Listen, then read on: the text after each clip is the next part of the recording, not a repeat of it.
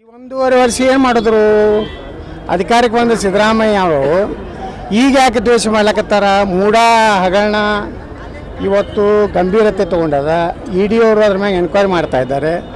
ನಾವು ಇವತ್ತು ವಾಲ್ಮೀಕಿ ಹಗರಣದ CBIದ ಹೈಕೋರ್ಟಿನ ಒಂದು ನಿಗ್ರಹಣೆಯಲ್ಲಿ CBI ತನಿಖೆ ಆಗ್ಬೇಕಂತ ಮೊನ್ನೆ ಒಂದು ಅರ್ಜಿ ಸಲ್ಲಿಸಿದ್ದೀವಿ. ಇವರೆಲ್ಲ ಭ್ರಷ್ಟಾಚಾರಗಳನ್ನು ತೆಗೆದ ಮೇಲೆ ಇಟ್ಟು ದಿವಸ ಇವರು ಎಲ್ಲ ಅಡ್ಜಸ್ಟ್ಮೆಂಟ್ ಇದ್ದರು. ನಿಮ್ದು ನಾವು ಮುಚ್ಚಿಡೋದು, ನಮ್ಮದು ನೀವು ಮುಚ್ಚಿಡೋದು ಒಂದು ಒಪ್ಪಂದ ಕರಾರಿತ್ತು. ಆ ಕರಾರು ಮುರಿದು ಹೋಗಿದೆ. ಅದಕ್ಕೆ ಅವರು ದ್ವೇಷ ರಾಜಕಾರಣ ಯಡಿಯೂರಪ್ಪನವ್ರ ಪಾಪ ರಾಜಕೀಯ ನಿವೃತ್ತಿ ಆಗ್ಯಾರ. ಯಡಿಯೂರಪ್ಪ ಅವ್ರ ಮ್ಯಾಗ ಕ್ರಮ ತೊಗೊಳಕತ್ತಾರೆ. ಐತ್ರಿ ಅಲ್ಲಿ ಎಷ್ಟು ಮಂಡ್ಯದಾಗ ಎಷ್ಟು MLA ಆರ್ಸಿ ಕಳ್ಸ್ಯಾರ ರಕ್ತ ಚಳವಳಿ 6 ಮಂದಿ ಇದ್ರಪ್ಪ. ನೀವು ಹೈಲೈಟ್ ಹೊಡೆದ್ರೆ ನಾವು ಚಂತನ ಹೇ ಬಾರಿ ರಕ್ತ ರಕ್ತ ರಕ್ತ. ಅದು ಯಾವ ರಕ್ತ ಐತೋ ಗೊತ್ತಿಲ್ಲ. ಅವ್ರದ್ದೇ ರಕ್ತ ಐತೋ ಮತ್ತೆ ಯಾವ್ದಾರು ರಕ್ತ ಐತೋ. ಅವರು ಒಂದು ಗ್ರಾಮ ಪಂಚಾಯತಿಗೆ ಆರಿಸ್ತಂದೆ ಇಲ್ಲ ಅಲ್ಲಿ ಮಂಡ್ಯದವರು. ಅವ್ರಿಗೆ ನೈತಿಕತೆ ಐತ್ರಿ ನನ್ನ ಬಗ್ಗೆ ಮಾತಾಡ್ಲಿಕ್ಕೆ. ಮೊದಲು ಒಂದು 4 MPL ಆರಿಸ್ತಾ ತೋಳ್ರಿ ಮಂಡ್ಯದಾಗ ಮಂಡ್ಯ ನಮ್ಮ ವಿಜಯೇಂದ್ರನ ಅಪ್ಪನ ಊರ ಬೂಕನಕೆರೆ ಮಂಡ್ಯದಾಗ ಐತಿ.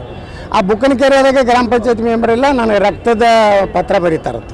ಉದ್ದೇಶ ಏನು ಸರ್ ಇಷ್ಟೆಲ್ಲ ಮಾಡೋದ್ರಿಂದ? ಉದ್ದೇಶ ಅಲ್ಲಿ ನೋಡ್ರಿ, ಮಂಡ್ಯದಾಗ ರಕ್ತದ ಬರೀಲಕತ್ತಾರ. ಶಿವಮೊಗ್ಗದಾಗೆ ಬರೋದಿಲ್ಲಲ್ಲ. ಶಿವಮೊಗ್ಗದಾಗ ಬರೆದ್ರೆ ಒಂದು ಔಚಿತ್ಯ ಇತ್ತು, ಶಿಕಾರಿಪುರದಾಗ ಬರೆದ್ರೆ ಒಂದು ಔಚಿತ್ಯ ಇತ್ತು. ಯಾರೂ ಇಲ್ಲ. ಗ್ರಾಮ ಪಂಚಾಯತಿ ಹುಡುಕ್ಯಾಡಿದ್ರೆ ಇದು ತೊಗೊಂಡು ಹುಡುಕ್ಯಾಡಿದ್ರು ಒಂದು ಪಂಚಾಯತ್ ಮೆಂಬರ್ ಇಲ್ಲ. 6 ಮಂದಿ ಅದಾರ. ಅವ್ರಿಗೊಂದಿಟ್ಟು ದುಡ್ಡು ಕೊಟ್ಟಿರ್ತಾರೆ.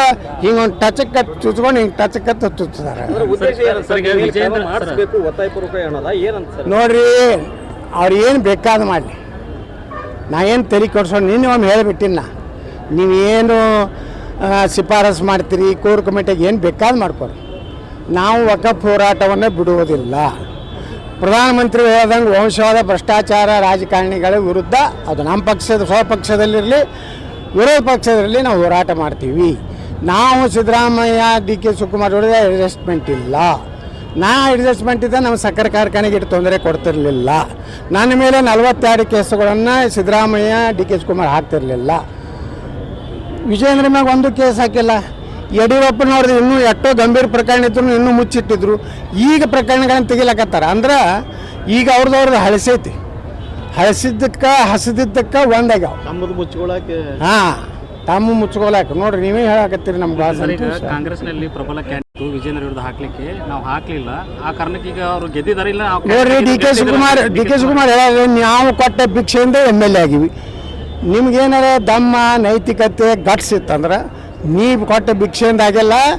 ದಮ್ ಐತೆ ನನ್ನ ಬಳಿ. ಇನ್ನೊಮ್ಮೆ ನಾನು ರಾಜೀನಾಮೆ ಕೊಟ್ಟು ಇನ್ನೊಮ್ಮೆ ಆರಿಸಿ ಬರ್ತೀನಿ. ಯಾರು ಬೇಕಾದ ಕ್ಯಾಂಡಿಡೇಟ್ ಹಾಕತ್ತೆ ಅವತ್ತು ಹೇಳಿಕೆ ಕೊಡಬೇಕಾಗಿತ್ತು.